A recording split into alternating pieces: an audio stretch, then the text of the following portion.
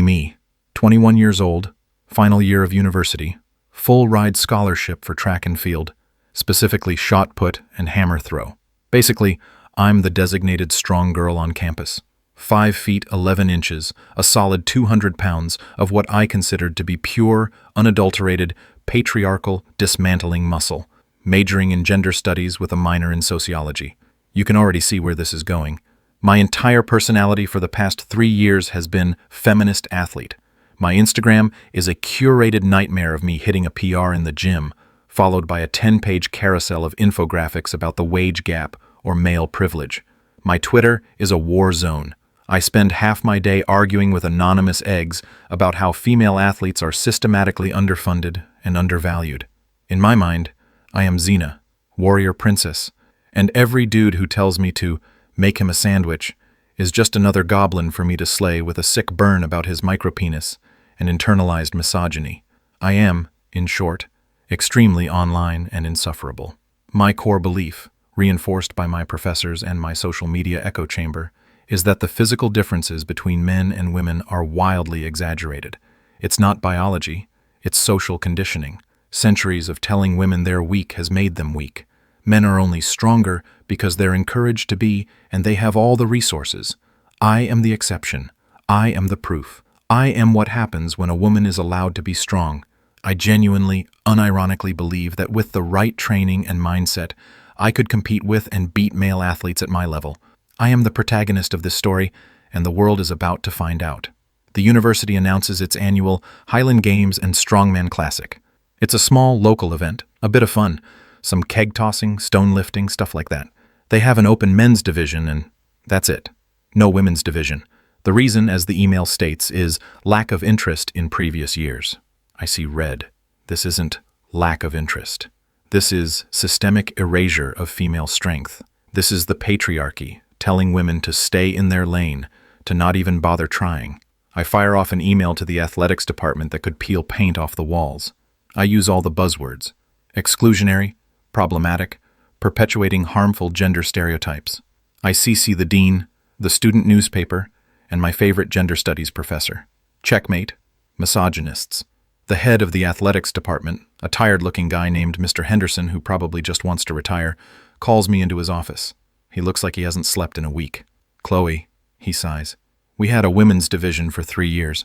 The same 3 women signed up each time. One of them graduated, one transferred. We can't hold a division for one person. So you just cancel it? You don't try to promote it, encourage women to participate?" I'm practically vibrating with self-righteous anger. We did. The flyer was posted everywhere. The simple fact is, not many women on this campus want to throw a 20-foot caber. "I do," I say, crossing my arms. My trump card. "I want to compete." He rubs his temples. "Okay, but against who?" "Against the men." The silence in the room is deafening. Mr. Henderson looks at me like I've just offered to wrestle a bear. "Chloe, that's not a good idea. The weights are completely different. The implements are heavier. It's a safety issue." "So you're saying I'm too weak? That a woman can't handle it?" "I've got him. He's a university employee in the year 2025. He can't say, 'Yes, you are biologically not built to lift the same weight as a man of a similar size and training level.' He'd be crucified." He just sighs again, a deep, soul-shattering sigh of a man who has accepted his fate. "Fine," he says. "You can enter the men's open division. You'll have to sign an extra waiver. A very, very detailed waiver." I walk out of that office feeling like I've just won the Nobel Peace Prize. I immediately post about my victory online. Force the university to acknowledge that strength has no gender. Competing in the men's division to prove what women are capable of. Hashtag smash the patriarchy. Hashtag like a girl. The post blows up. My followers are ecstatic. "Yes, queen! Show those insecure men what a real strong woman looks like." Any comment that says this is a terrible idea, or you're going to get hurt, is immediately dogpiled by my white knights and deleted. I am living in a fantasy world, and I am the queen. The next 2 weeks are my training montage. I'm in the gym every day. I'm strong. I really am. I can deadlift 405 pounds, squat 350 pounds. In the world of female athletics, I'm a powerhouse. I watch videos of strongman competitions. I see the weights they're lifting. They seem high, but not impossible. In my head, I'm already picturing myself on the podium. I can practically taste the salty tears of the men I've defeated. My friends, none of whom have ever lifted anything heavier than a textbook, are my hype crew. You're gonna destroy them, Chloe. They won't know what hit them. I eat it all up. My ego inflates to the size of a hot air balloon. The day of the competition arrives. It's a sunny Saturday. A small crowd has gathered on the university's main lawn. I'm there in my custom-made tank top. It has the Venus symbol on it, but the circle is a kettlebell. It's clever, you see. I see the other competitors. There are about 10 of them. My heart sinks a little. I was expecting a bunch of beer-bellied weekend warriors. These guys are big, not like bodybuilders. They're strongman big, thick torsos, massive backs, forearms like hams. There's a guy who looks like a lumberjack, a quiet dude with a shaved head and a neck as wide as my waist, and a cheerful-looking ginger giant who must be at least 6 feet 6 inches. They aren't hostile. They barely seem to notice me. They're just warming up, laughing with each other, focused. This is the first crack in my armor of self-delusion. I was expecting to be the center of attention, the controversial figure. To them, I'm just there. First event, the log press. For reps. The log is a beast, a thick, unwieldy cylinder of steel. The announcer, a cheerful phys ed teacher, booms over the microphone. All right, folks, our starting weight for the log press is 220 pounds. 220 pounds, 100 kilograms. My blood runs cold. My absolute all-time 1-rep max. The heaviest I have ever lifted over my head in my entire life, after months of peaking, was 185 pounds. And I almost blacked out doing it. This is the starting weight, for representatives. I look at the other guys. None of them even flinch. For them, this is a warm-up. I'm up third. I watch the first 2 guys go. The lumberjack steps up, cleans the log to his chest like it's a bag of groceries, and then rattles off 8 reps. He makes it look easy. The quiet bald guy goes next. He's slower, more methodical. He grunts with effort, but he gets 5 clean reps. My turn. The crowd is quiet. My friends are screaming my name, but they sound very far away. Next up, representing herself, it's Chloe, the announcer says, a little awkwardly. I walk up to the log. It looks immense. I chalk my hands, take a deep breath, and try to get a grip. I pull. I manage to roll it up to my lap. So far, so good. Now for the clean. This is the part where you explosively pull the log up to your chest, catching it in the rack position. It's a violent, full-body movement. I squeeze every muscle in my body and heave. The log comes off my lap, and then nothing. It feels like it's bolted to the floor. My back screams in protest. I can't get it high enough to even start the roll. I drop it. The thud is pathetic. The crowd politely claps. It's the good try, little buddy clap. I have 60 seconds. I try again. Same result. My time runs out. My score for the first event? 0. I walk back to the competitors' area, my face burning with shame. I avoid looking at anyone. The ginger giant gives me a small, sympathetic nod. It almost makes it worse.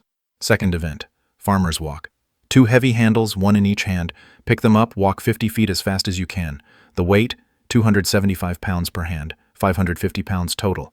That's like carrying a small cow, the announcer jokes. I train farmer's walks. I'm good at them. My best in the gym is 200 pounds per hand. I can run with that. 275 pounds. I watch as the lumberjack picks them up and just walks. He's not even running. He just strolls down the course like he's taking his dog for a walk. My turn comes. I approach the handles. They look like medieval torture devices. I bend down, get a good grip. I brace my core, flatten my back. My deadlift form is good. I know this. I pull. I pull with every fiber of my being. I imagine all the Twitter trolls I've ever argued with are trapped under these weights. The handles break the floor. They come up about an inch. My grip gives out. Instantly. It's not a question of strength, it's a question of physics. My hands are simply not large enough or strong enough to hold on to that much weight on these thick handles. I try again. Same thing. My fingers uncurl as if they're not connected to my body. Time's up. My score for the second event, 0. I didn't even move 1 inch. At this point, my fantasy has completely shattered. I'm not Xena. I'm a joke. My friends have gone quiet. They're looking at their phones, probably pretending to text. The cognitive dissonance is too much for them. Their Yaz queen has been utterly and comprehensively humiliated. I want to go home. I want to dig a hole and crawl into it. But there are 3 more events. Third event, the Stone of Strength. It's an atlas stone, a big, ugly concrete ball. The goal is to lift it over a 4-foot wooden bar. The stone weighs 310 pounds. I have never even touched a stone this heavy. One by one, the men lift the stone. Their technique is amazing. They lap it, hug it, and then explode upwards, popping it over the bar. Some of them make it look easy. The ginger giant, whose name is apparently Dave, is an absolute monster. He just picks it up and tosses it over like a medicine ball. I'm last. There's no point. I know I can't lift it, but I have to try. Quitting now would be worse. I walk up to the stone. It's tacky with pine resin. I try to get my hands underneath it. It's so wide I can barely get my arms around it. I pull. The stone tilts. I get it maybe 6 inches off the ground before my back rounds and I have to drop it. I nearly crush my foot. The crowd is dead silent. They're not laughing. It's worse. It's pity. I try one more time. A desperate, pathetic heave. I manage to get it onto my thighs, but my grip is gone. My back is screaming, and I have no energy left. The stone rolls back to the ground. My time is up. Score for Event 3, 0. I am officially in last place with a grand total of 0 points. I'm sitting on a cooler, chugging water, trying not to cry. A huge shadow falls over me. It's Dave, the ginger giant. "Tough day, huh?" he says. His voice is surprisingly gentle. I just nod, unable to speak. "You're trying to muscle everything," he says, taking a seat on the grass next to me. "Especially that stone. You've got the leg drive for it, I can see that. But your technique is all wrong. You're trying to curl it. You got to get your hips under it. Explode up, not out." He's not mocking me. He's not patronizing me. He's coaching me. He's treating me like another competitor who's having a bad day. I've never lifted one that heavy before," I mumble. "I could tell," he chuckles. "Look, there's a women's amateur competition in the next town over in a couple of months. The stones top out at 220. The log is way lighter. You're strong. If you worked on your technique, you'd probably clean up."